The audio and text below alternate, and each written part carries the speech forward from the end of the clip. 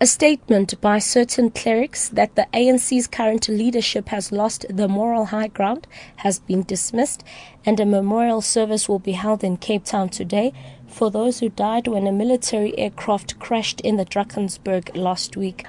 I'm Busisiwa Khadebe with the latest news update. The ANC has dismissed as mischievous a statement by certain clerics that the party's current leadership has lost the moral high ground. This follows a letter written by a group of bishops to President Jacob Zuma.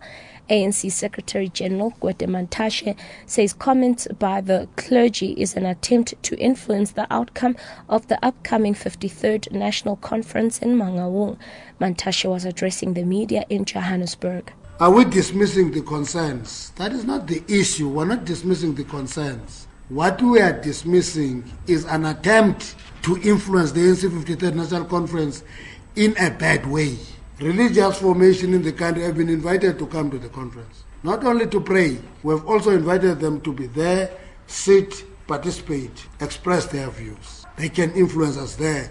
COPE leader Mosewa Lekota says he is consulting his lawyers after the Western Cape High Court dismissed his application to have a parliamentary ruling against him declared invalid. Speaking during the earlier debate on President Jacob Zuma's budget vote, Lekota accused him of having violated his oath of office for failing to speak out against ANC demonstrations against an art gallery which exhibited a controversial painting of him. Deputy Speaker Noma India Mfeketo ruled his statement to be unparliamentary and ordered Lekota to withdraw his remark, which he refused to do so. The court yesterday ruled against Lekota, but he plans to take the matter further. We are busy studying the judgment, and we will take advice from our lawyers, and we are also consulting with other opposition parties. A senior government leader says legalizing the rhino horn trade could help reduce the high rates of rhino poaching. Deputy Minister in the Presidency, Obed Babela, has visited the Northwest Province to discuss this national crisis with Game Reserve staff and others. This year alone, over 600 rhinos have been poached in South Africa, including 77 in Northwest.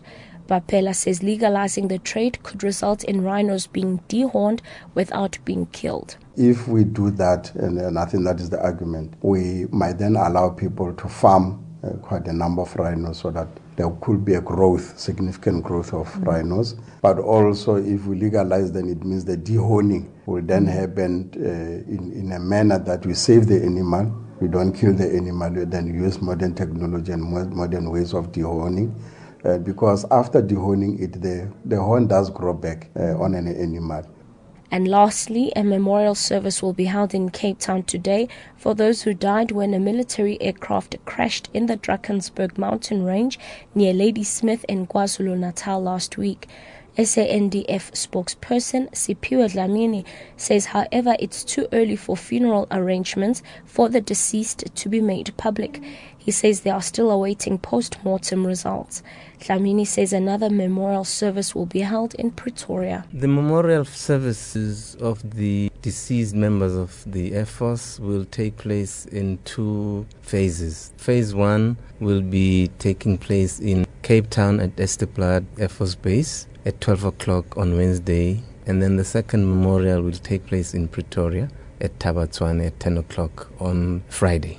Catch the latest news on the hour on SABC radio stations and on Newsbreak Option 1.